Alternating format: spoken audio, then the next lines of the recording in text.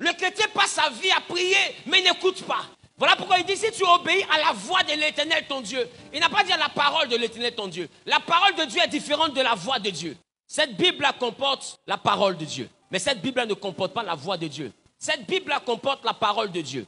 Si je prends tout à l'heure que j'ouvre, je suis en Psaume chapitre 93, le verset 11. L'Éternel connaît les pensées de l'homme. Il sait qu'elles sont vaines.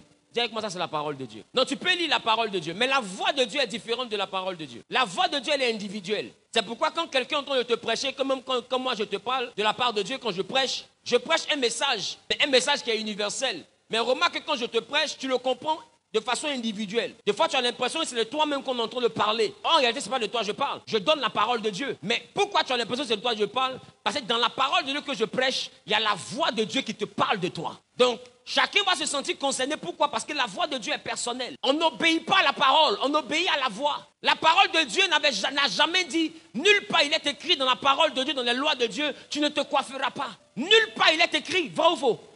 Ça n'a jamais été une interdiction en Israël. Mais la voix de Dieu s'est adressée aux parents de Samson et on dit aux parents de Samson, l'enfant qui va venir ne doit pas se coiffer. Tout Israël peut se coiffer, mais la voix de Dieu dit que lui ne se coiffe pas. Tu vois que la voix de Dieu peut te dire de ne pas faire quelque chose que la parole même n'a pas interdit. La voix de Dieu peut te dire de ne pas faire quelque chose que même la parole n'a pas interdit. Avant ça, personne n'avait jamais dit dans la Bible qu'on ne se coiffe pas, même pas Moïse. Mais quand Manoach et sa femme rencontrent l'ange de l'Éternel donne un commandement pour que l'onction, la grâce de Dieu reste sur Samson. Et ce commandement, c'était quoi? L'enfant là ne doit pas se coiffer. Mais la coiffure a quoi à voir? Est-ce que Moïse n'était pas oint? Est-ce qu'on a parlé de ses cheveux? Moïse peut se coiffer coco taillé même s'il veut. Pourquoi? Parce que la voix de Dieu dans la vie de Moïse n'interdit pas ça. Ça veut dire qu'en écoutant Dieu, tu sauras ce que toi tu dois faire pour être grand. Si tu obéis à la voix, le problème c'est que vous lisez la parole de Dieu et vous voulez obéir à la parole de Dieu. Ce n'est pas à la parole de Dieu qu'on obéit. C'est un choc, hein? On obéit à la voix de Dieu. Voilà pourquoi Jésus n'a jamais dit « Mes brebis entendent ma parole ». Il dit « Mes brebis entendent ma voix et la suivent ». Elles ne suivent pas la voix d'un étranger. Ça veut dire que quand tu es une brebis du Seigneur, c'est la voix de Dieu qui te guide.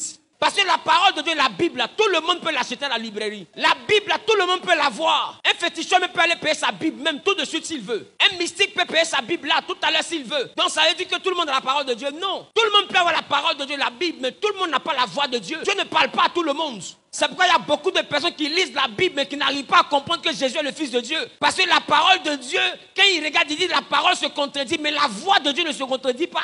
Le problème c'est qu'ils ont accès à la parole mais n'ont pas accès à la voix. C'est la voix là qui fait que nous savons que Jésus est le Fils de Dieu. Dis-moi, obéis à la parole et obéis à la voix. Ça fait deux. La parole fera de toi un religieux, mais la voix fera de toi un spirituel. La religion s'appuie sur la parole, mais la spiritualité avec le Saint-Esprit s'appuie sur la voix. Parce que la parole peut te dire, aime ton prochain comme toi-même, fais la charité, mais la voix peut te dire, cette maman-là ne lui donne rien. Or, normalement, si on regarde par rapport à la parole, elle fait pitié. Par rapport à la parole, elle est veuve. Or, la parole est de soutenir les veuves. Mais par rapport à la voix tu dis ne donne pas à cette maman. Ça n'a rien à voir avec la parole. C'est une affaire de la voix. Mais là, si tu laisses la voix pour dire la Bible dit qu'il faut soutenir les veuves, donc tu sautes la voix pour accomplir la parole, tu vas donner à la vieille, tu vas voir que demain tes finances sont fermées. Pourquoi? Parce que la voix a vu qui est cette vieille. La voix de Dieu te permet de toucher ce que la parole ne t'a pas montré clairement. La voix te dit honore ton père et ta mère. La parole peut te dire honore ton père et ta mère. Mais la voix peut te dire combat ton père. Tu ne sais pas ça? Dis-moi, dans quelle école de logique et dans quelle société logique on admet qu'une mère tue son enfant? Est-ce que c'est même logique? Mais est-ce qu'il y a des mères qui tuent leur enfant? Est-ce qu'il y a des papas qui tuent leur enfant?